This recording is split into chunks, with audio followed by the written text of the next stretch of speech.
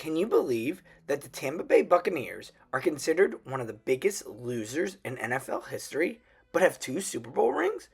They have the worst all time winning percentage at 410, but they also have two Super Bowl championships. How can that be? The same team that lost 28 straight games to start its existence has stood atop of football twice, undefeated on the biggest stage. How did this happen? How did the Buccaneers go from a laughingstock to Lombardi trophies? Let's take a deep dive through the wild and painful history of the Tampa Bay Buccaneers, through franchise heartbreak to championships. Let's see how the Tampa Bay Buccaneers became what we know them as today. The Buccaneers entered the NFL season in 1976 as one of two post-merger expansion teams alongside the Seattle Seahawks. But while Seattle showed flashes of competence early on, the Bucs made history for all the wrong reasons.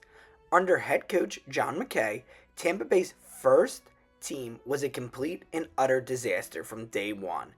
The 1976 Bucs would go 0-14, being outscored by 412 to 125. They were shut out 5 times, held to single digits 10 times, and blown out by 20-point leads on 8 occasions.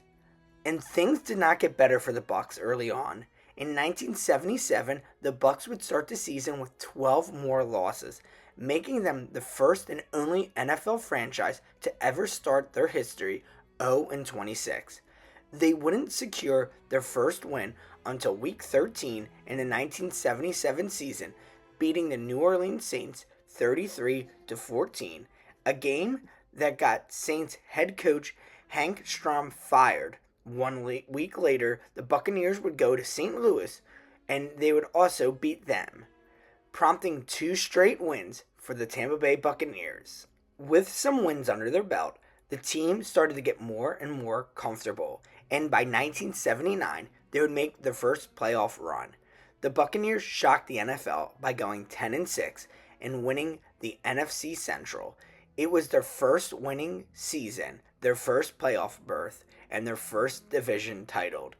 The team would be powered by quarterback Doug Williams and running back Ricky Bell. They also would have a dominant defense, a story that would be told later throughout the Bucs' history of strong defenses. Tampa Bay would defeat the Philadelphia Eagles in the divisional round and would host the NFC Championship game. In a rain-soaked slugfest, they would lose 9-0 to the Los Angeles Rams, but the league took notice. And for a brief moment, the Tampa Bay Buccaneers and their 5-year plan looked promising. But with the 1980s and 90s, it was back to the basement for this team. Though they would make playoff appearances in 1981 and 1982, Tampa Bay became the laughingstock of the NFL once again. From 1983 to 1996, the Buccaneers posted 14 straight losing seasons, a record that still stands to this day. They became known for poor drafting. Bo Jackson would refuse to play for them in 1986 when the Buccaneers wanted them, and they would let go of superstars like Doug Williams, Steve Young, and Trent Dilfer. And they also had a lot of coaching chaos during this time period as well. One of the most famous and memorable things that happened to the Tampa Bay Buccaneers during this time period was the fact that they gave up on Steve Young and would ship him off to the San Francisco 49ers, where he would go on to become a Hall of Fame and superstar. He would go on to win Super Bowl rings and lead the NFL in many statistical areas, making it the Buccaneers' biggest loss of this time. But towards the end of the 1990s, things started to change. The front office started to strike gold in the draft. Most famously in 1995, they would draft Warren Sapp and Derek Brooks, both future Hall of Famers and defensive studs. They would also draft in 1996 a legendary fullback and one of the greatest fullbacks of all time, Mike Alstott, who would go on to become a 6-time Pro Bowler and the face of the Tampa Bay Buccaneers franchise for years to come. In 1996, the team would hire Tony Dungy, who brought order, discipline, and defense. His Tampa 2 scheme built around fast linebackers, smart safeties, and zone coverage, became the blueprint for the modern NFL defense. The Buccaneers became playoff regulars by 1999, reaching the NFC Championship game only to lose in a slugfest to the St. Louis Rams 11-6. They were close, but weren't quite there yet. In a bold move, the Bucs would fire Tony Dungy and traded 2 first-round picks to the Raiders for head coach John Gruden, and the gamble paid off instantly. Gruden's offensive creativity paired with Dungy's defensive machine that was led by Warren Sapp, Derek Brooks, Rondé Barber, John Lynch, and Simeon Rice meant the Buccaneers were ready to go. They just needed that offensive perspective.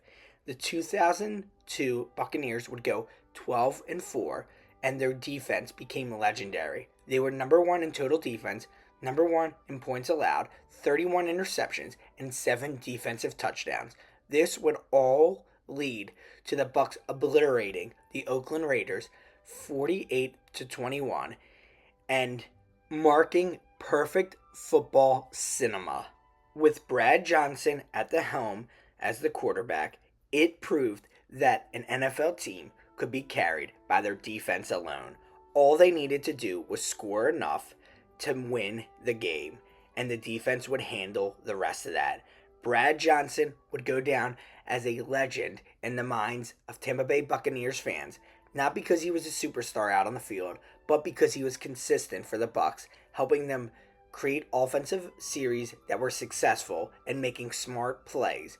That's all John Gruden brought to the offense, was smart and creative plays that would help them score based off of the defense.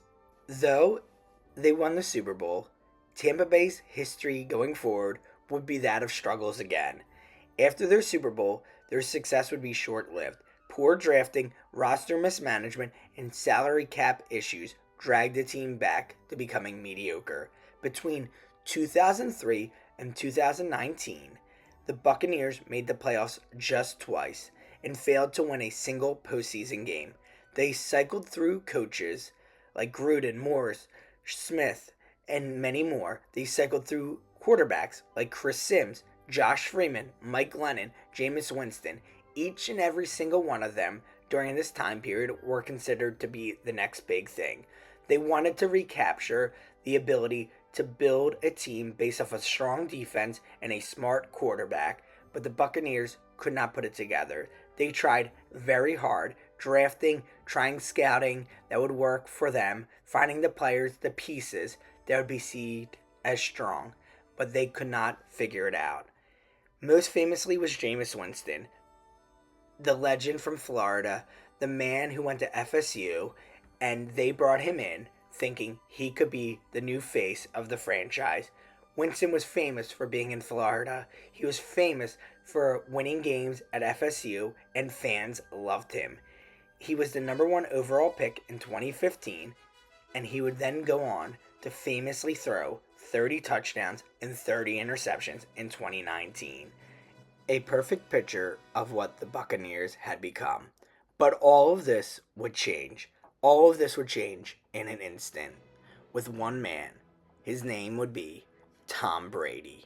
Featuring the brilliant mind of Tom Brady at the helm at quarterback, they finally had their guy. No longer was it just a defensive-focused team. The Buccaneers became a high-powered offense with Mike Evans, Chris Godwin, Rob Gronkowski, and Leonard Fournette. This team was built on the back of offense. But this doesn't mean they didn't have great defensive players as well, like Devin White and Shaq Barrett. This team was great all around. With Buccaneers ticket prices skyrocketing, the team would go 11-5 and would go on to win 3 straight playoff road games to go on to the Super Bowl and win it all in a stunning fashion, 31-9, becoming Tom Brady's 7th Super Bowl.